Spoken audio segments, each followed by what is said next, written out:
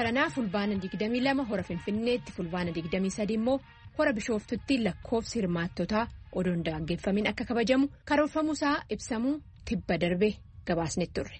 Gabaasni kun ergaa abbaa gadaa akkasumas immoo hooggantoota mootummaa of keessa qaba. Tsahaayii Daamxotu qindeessee. Irreechi bara 2014 karaa nagaa fi naamusaan akka ta'uuf gamtaan abbootii gadaa waamicha taasiseera. Bara 2013 sababa weerara COVID-19tiif namoota muraasaan kabajame irreechi kan jedhan abbaan gadaa Tuulamaa fi barreessaan gamtaa abbootii gadaa Oromoo goobana hoolaa irreessoo bara kanas COVID-19 jira. Garuu namni kamiyyuu of eeggannoo gochuudhaan dhorkaa tokko malee bahee irreeffachuu qabaa jedhan. Uummanni Oromoo baay'ee mufatee jira. Uummata Oromoo kan mufatee dhiifama gaafata. Maaliif hoggattoo jettee rakkinni yeroo ammaa kana Itoophiyaan keessa jirtu dhibee COVID-19 wal qabatee haala nageenyatiin wal qabatee sababii kanaaf nama murtaa'e ta'ee jira. Keessattuu dhibeen haga uummanni keenya ofirraa dhoowwuun hubatee bitatee harkatti qabatutti sanii fi haala murtaa'an kan goone akka bara sanii nama murtaa'e godhuu keenyaaf beekanis wallaalanis uummata Oromootii dhiifama gaafannaa. Bara kanallee dhibeen hin jiru jechuu oduun ta'in haalli dhibee keessattuu dhibeen COVID-19 kun amala jijjiirrataa waan dhufeef achi keessa dhaabbannee irreessi bara kanaa mootummaan guututti biyya keessas haa ta'u biyya alaatiis mootummaan guututti hora sadiitii fi hora Finfinneetti irratti ni irreeffatamu. Abbaan gadaa goobana hoolaa dhimmoota nageenyaaf sodaata tamsa'ina weerara vaayirasii koronaa waliin jiruufis akkas jedhan. Biyyi takka nagaa kan eegu laafan jabaan nagaan bobba'ee kan galu yoo mootummaan jiraatte yoo mootummaan sun immoo uummata wajjin carraa'ite. Kanaafuu waa'ee nageenyaa warra nageenyaatiin kenninee jirra. Lammataa immoo waa'ee dhibee COVID-19 kana keessattuu miidhaa hamarraan uummata ga'u. Kan yeroo uummanni akkanatti wal ga'u kan inni tamsa'ina isaa baay'isu yeroo kanatti immoo uummanni maaliin akka ofirraa dhoowwu sektara fayyaa biyyaalessaatiin kaasee haga gajjallaa ga'utti haga guyyaa irreessaa ga'utti akkamitti akka ofirraa oowwan maal qabatanii akka deeman kana xiyyeeffannoo akkatti kennan sektara fayyaatiin kenninee jira. Foolleen abbootii gadaatiin ijaaraman kabaja guyyaa irreechaa irratti haala mijeessuu kan jedhan itti aanaa biiroo aadaa fi turizimii Oromiyaa fi hoogganaa damee aadaa Obbo Birhaanuu Buxeeti.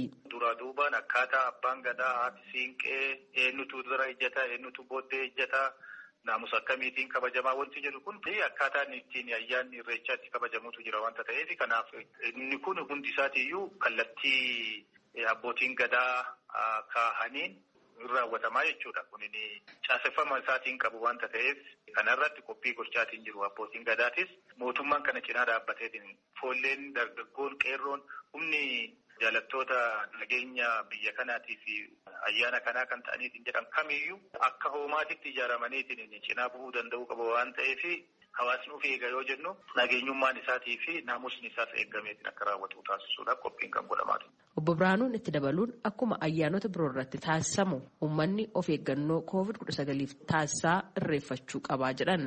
COVID pirootokoolii isaa karaa ittiin eeggamu sanarratti hubannaa kennuudha. Hubannaan kun hawaasni keenya sadarkaa adda addaatitti argachaatiin dhufeetiin jira. Ammas manni hubannaa qaba jedhameetiin kan dhiifamu osoo hin taane irra deddeebamee miidiyaadhaanis maaksii fayyadamuu danda'uudha, fageenya isaa eeggachuu danda'uudha qaba. Kana yoo ofii kennaa eegne qofaadha kan kana jalaa baraaramuu dandeenyu waan ta'eef garuu bara kana sababii dhibeetiif qofa jenneetiin uummanni Oromoo bara dheengaddaa waggaa fi labsii abbootii gadaatis kabajeetiin irreechisaa osoo kabajuudhaaf fedhii qabu manatti hafeetiin jedhe bara kanas akkasumatti kana sababeeffanneetiin hambisuu hin qabnu wanta ta'eef bal'inaan bahee of eeggannaa jedhamu kana qixaamma jedhame kanaan isa kana kabajeetiin kabajachuu danda'uu qaba kan jedhu kanaan kan irratti walii gala. Abbaan gadaa goobana hoolaa uummataaf dhaamsa dabarsaniiru. Guyyaa kana xureessuun nurra hin jiru. Guyyaa kana balleessuun nurra hin jiru. Yoo mufannillee yoo waan hojjechuu barbaannillee guyyaa kanaadhaa itti hojjechuu hin barbaanne. Kanaafuu hawaasa gammachuun bahe gammachuun akka galu fayyaa isaatis eeggatu dhibee kanatti amma amala jijjiirrate kan maal akka qabatu akkamitti akka dhibee kana ofirraa dhooru kanallee sektara fayyaa waan jedhu dhageeffatee nagaan bahee nagaan akka galu mataa ofiitiin qeerroon qarreen jaartiin of eeggannoo godhuun namarra jira. Kadhannaa keenya boonee haa irreeffannuu kaju. Itoophiyaa keessatti vaayirasiin koronaa bifa jijjiirratee fi deeltaa vaariyaanti jedhamu miidhaa geessisaa jiraachuusaa ministeera fayyaatti dee'eetaa ministiriyan ta'an Dr. Darajjee Dhugumaa raadiyoo sagalee Ameerikaatiif ibsaniiru. Jaalannee Gammadaatu kamisa darbe qindeesse. Mallattoon vaayirasiin bifa jijjiirrate deltaa jedhamu agarsiisu isa duraaniirraa adda addummaan isaa maayini. Baay'een isaa wal fakkaata. Mallattoo duwwaatiin adda baasuun xiqqoo hin ulfaata. Laaboraatooriitiin ilaalamuun baay'ee barbaachisaa ta'a. Garuu immoo akka walii galaatti yeroo ilaallu deltaa vaariyaantii kan jedhamu kan ammaa kun tokkoffaa namoota dargaggeeyyii irratti bal'inaan dhufaatii kan jiru. Kanaan dura akkuma beekamu dargaggeeyyiin baay'ee miidhaman turan amma garuu dargaggeeyyii baay'ee irratti dhibeen kun mul'ataa kan jirudha.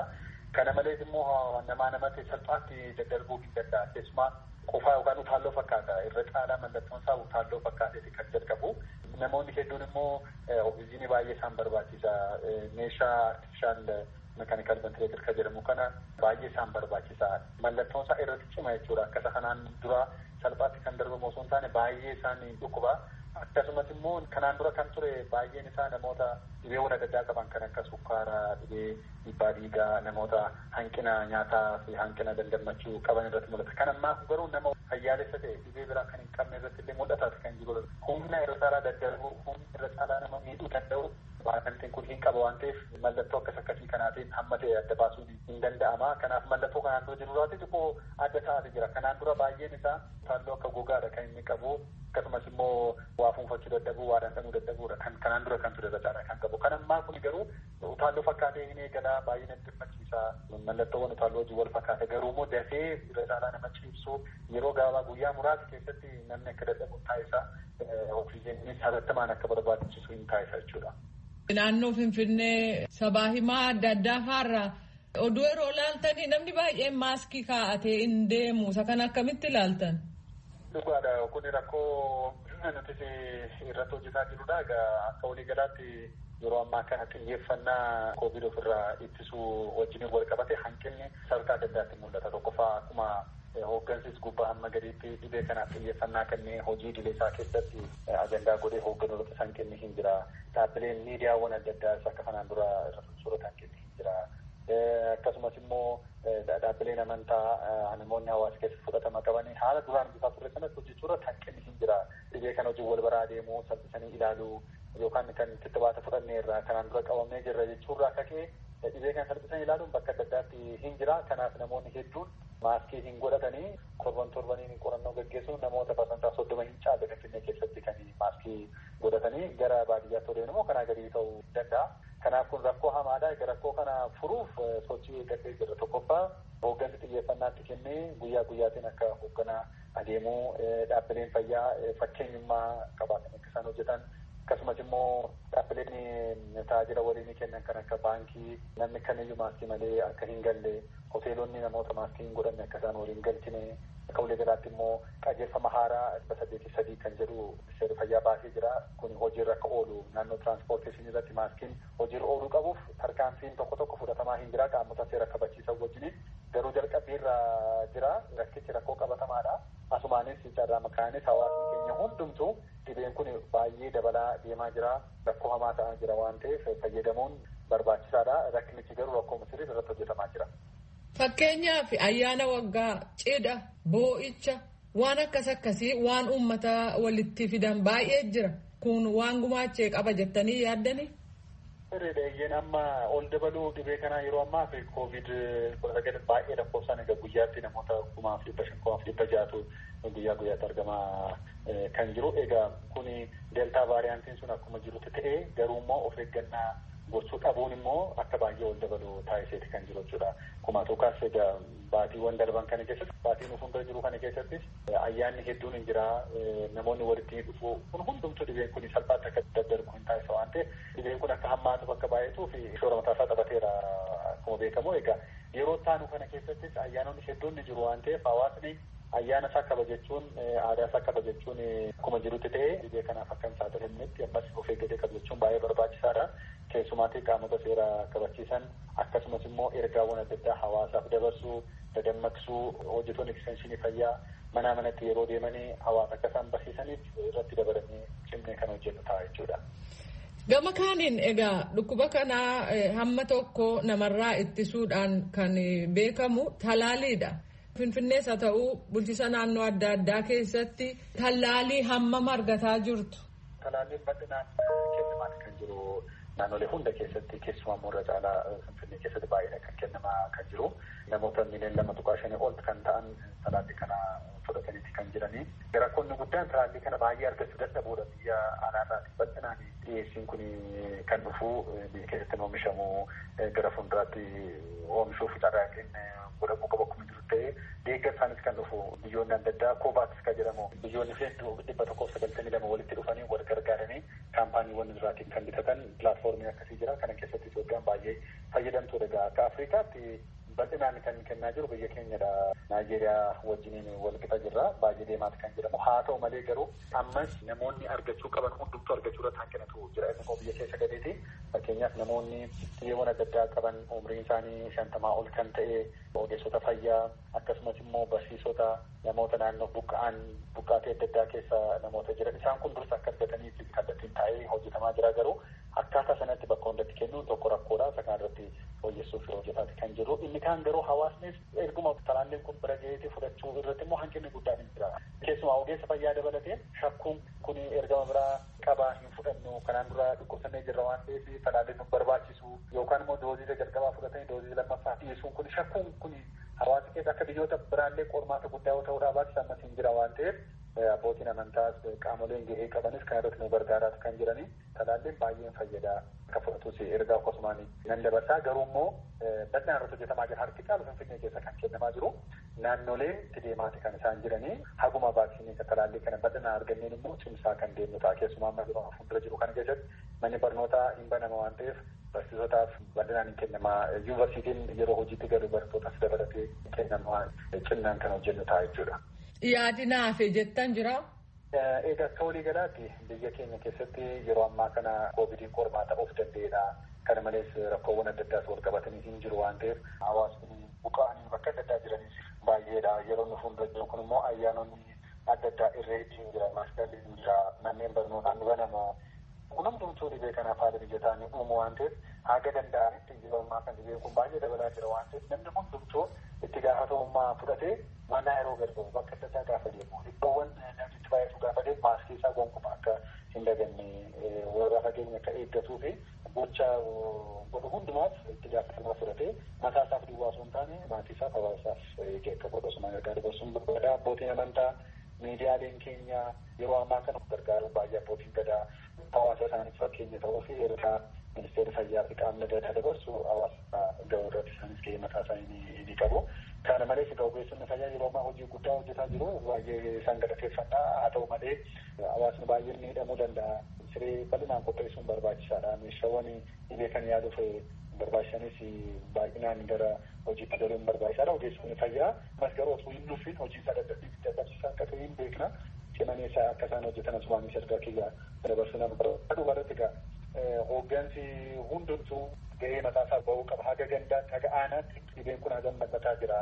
Keessumattuu immoo qajeelfamni dhibee kana ittisuuf ba'ee jiru hagam hojiirra oolaa jira jedhee naannoo manneen nyaataa manneen dhugaatii irratti geejiba waliin irratti akkasumas immoo yeroo aadaawwan adda addaa yeroo kabajaman ayyaanonni adda addaa cidha gaa'ila du'aa isaan kana irratti poolisii nageenyi sirriitti eegamuun barbaachisaa hin ta'u waan ta'eef hunduu akka wal qabannee dhibee kana xiqqeessuun barbaachisaadha. Kittibaatni kunis namni hundumtuu fudhatuun barbaachisaa ta'a kan jedhu walumaa galatti dabarsuu barbaada. Dooktar Darajjee Dhugumaa deebinaa laattaniif maqaa raadiyoo sagalee Ameerikaan hedduu galatoomaa. Gabaasni itti aanu kitaabolee afaan Oromootiin barreeffaman irratti xiyyeeffata. Lakkoofsi kitaabotaa dhiheenya maxxanfamanii dabalaati dhufus gama qulqullinaatiin garuu rakkoon akka jiru himama. Gabaasichi Angalmoo Daawiti. Barreessaa akkasumas gaazexeessaa Toleeraa Fiqiruu barreessitoota gameeyyii hogbarruu afaan Oromoo keessaa tokko.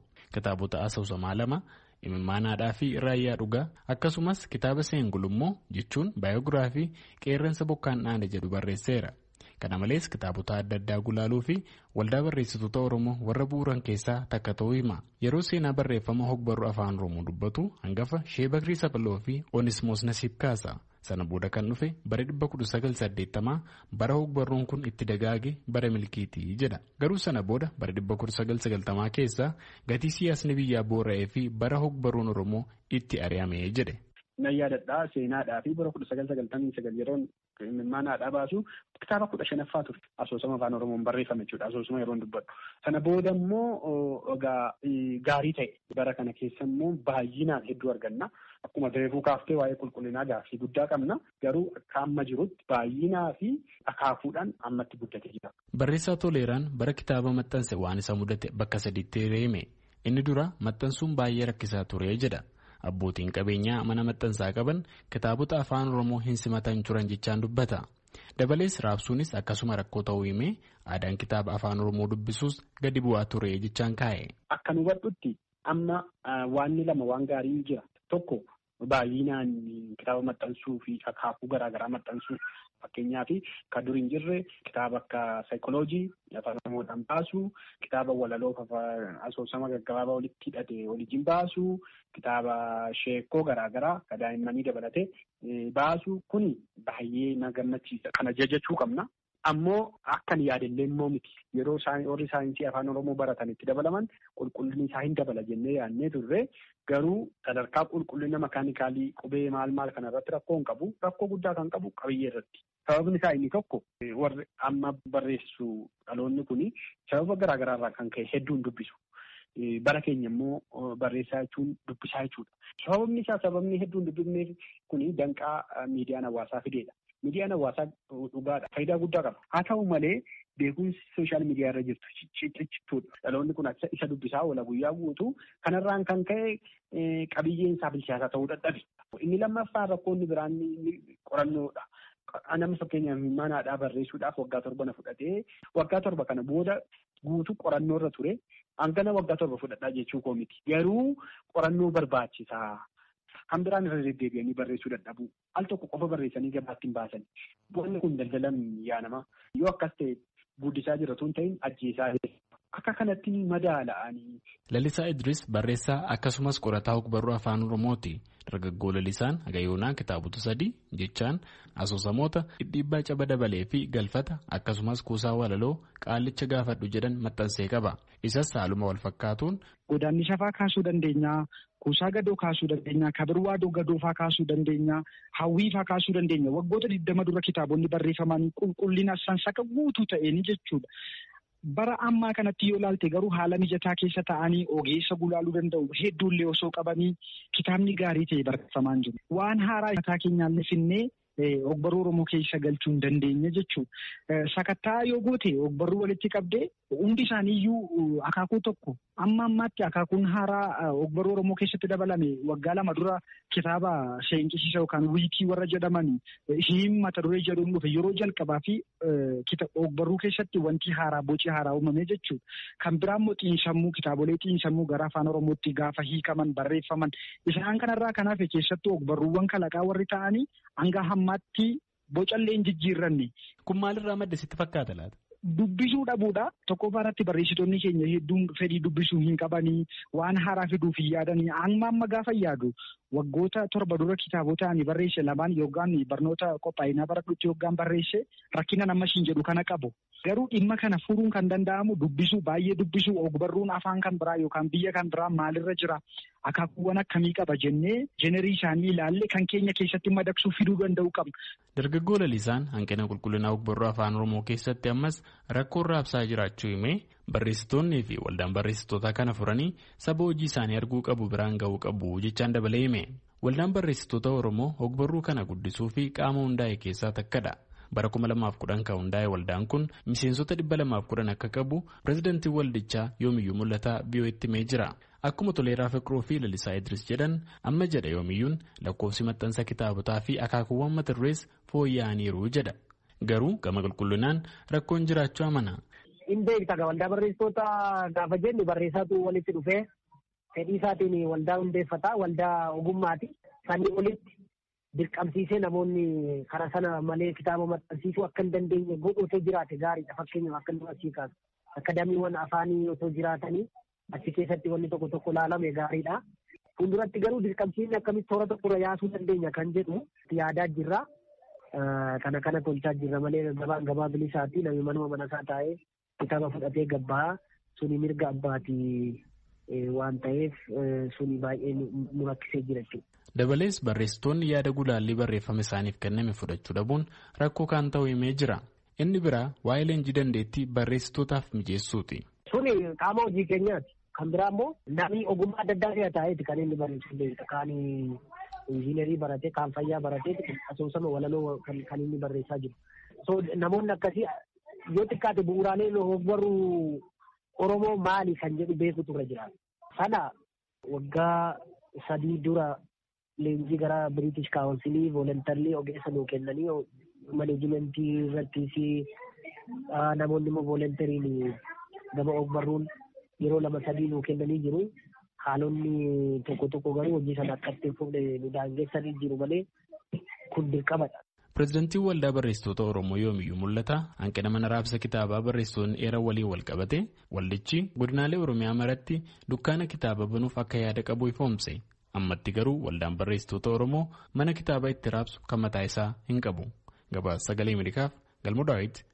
Gara sagantaa dhumaa bira geenyerraa itti aansuudhaan qophii labataa jimaata kana tamsaafame irra deebiidhaan simbiraan geenya kinooti. Maskii Mangee waggaa 2 dura bifa barumsaa sooshooloojiitiin yuunivarsiitii irraa eebbifamte. Sanboodas dhaabbata dhuunfatii akka maarkeeting maaneejeritti hojjetteetti.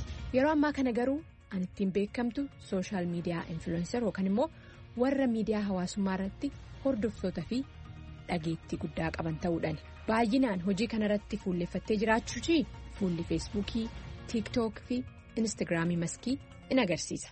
Namni 450 seenee jira. Welcome guys. Ijoolleen gujee jirtu.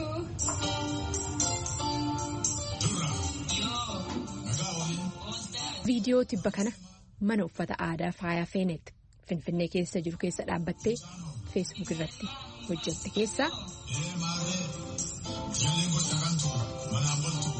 Sin yaadachiisudha sirba bantee shubbisti malee ofii sirbaan jirtu sagaleen viidiyoo irraa waraabame amma sin dhageechise kun sa'aatii 22 keessatti namoota 28,000 oliin laallameefira. Namni 5,000 laayikii tolcheefira akkashiin jettutti guyyaa tokko keessatti jechuudha. Fakkeenyumaafan kana kaase malee bifa kanaan viidiyoo baay'ee qabdii sirboota Oromoo godina adda addaa akkasumas sabaaf sablammoota adda addaa dhageechisaatii shubbisaatii dhimmoota adda addaa irratti illee haasaa gooti.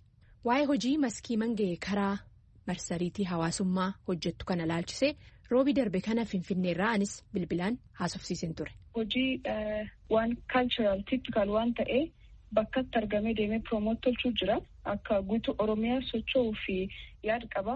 Bakkatti argamnee akkuma jette Maskiin tanaan dura Boorana dhaqxee dubartoota Booranaa wajjiniin qoraan guurtee bishaan buutee guyyaan isaanii maal akka fakkaatu laaluudhaan qofa odoo hin ta'in ofiilee keessatti hirmaachuudhaan bifa YouTube blog yookaan immoo seenessa viidiyoo karaa YouTubetiin dhihaatuun qopheessiteetti. Oolmaa ayyoo jettee maqaa itti baasteetti. Bishaan waraabuu deemu jiraan waliin turan sanii jechuu barbaada dhuga dubbachuu fi guddoo nam dadhabsa. Qoraan cabsitee kaatee badda deemtee qoraan cabsitee baattee galtee haroo buutee bishaan waraabdee maatii ishii sagalee dhaabdee abbaa mana ishii horii kunuunsitee waan kan cufaa hayyoon Booranaa guyyaa guyyaatti jechuudha. Dubartoota Booranaa wajjin bakka bishaan waraaban akkuma geechan immoo deebitee waan argite dhaggeeffatoota fi hordoftoota ishiitiif ibsiti. Akkuma sanii jedhee mallaqallaquu fi wayaa ittiin dhiqachuu fi waraabbatanuu kanaafuu walii waraabnee baannee galchinaa jechuudha. Chaalenjiin isaa akkam akka ulfaatu walumaanii kalaallu ta'a. Hawwiin Maskii Mangee Oromiyaa keessa naannoftee bifa oolmaa aayyoo Booranaa hojjette kanaan dhimmoota hawaasummaa kaanillee tuquudhaan hojjechuu ta'us ammaaf garuu milkaa'uu dhabuushii ibsiti. Maaliif laata? Galatummaan waa bagumna gaafatti. Fakkeenyaaf yeroo Booraan deemsuun rakkoo hedduu na mudate. Kaameeraa maanii, editeerii maanii hedduu qabadhee deeme. Gaariillee yookaan ammoo makiina sanbaan kana qabadhee deeme. Gaariin nagam kenname. Qabadhee deeme. Baasii hedduun nar ture beektee. Namni hedduun na deeggaruu danda'a ture. Sila wal deeggaranii waanum xiqqoo tokko walitti hidhanii yeroo hedduu kontiineeslii hojjechuuf yaad qabayyuu jechuudha. Amma garuu jidduun dhaabee badeera yoo agartee jiraatu almost iji tokko ol ta'eera yoo postii YouTube irraa jechuudha. Beektaa deeggarsii waanum xiqqoo tokko yoo danda'an Bakkum deemnutti yoo hoteelii ispoonsar nu tolchan suleen baasii tokko nurraa hafu. Yoo kaameeramaanii nu deeggaran suleen baasii tokko nurraa hafu. Oduu kontiineesli hojjanne sila torbanitti al tokko kan allam dhiisuuf yaala turedhaan akki jalqabbii kiyyaa jechuudha. Ka durasuyyuu garuu qarshii kiisii keessaa baasee inni dadhabee beektee maanis bira dhaabannaa namni siin jedhu jiru. Kanaaf jidduu alaan dhaabee jira. Maanis lakkoofsa faayinaansaalii rakkoo qabna. Kaampaanii hedduu jira namni si deeggaru hin jiru. Nam rakkisanii lammaffaan durbummaallee rakkoo dhugaa dubbachuuf yoo dhugaa walitti himu malli jechuudha.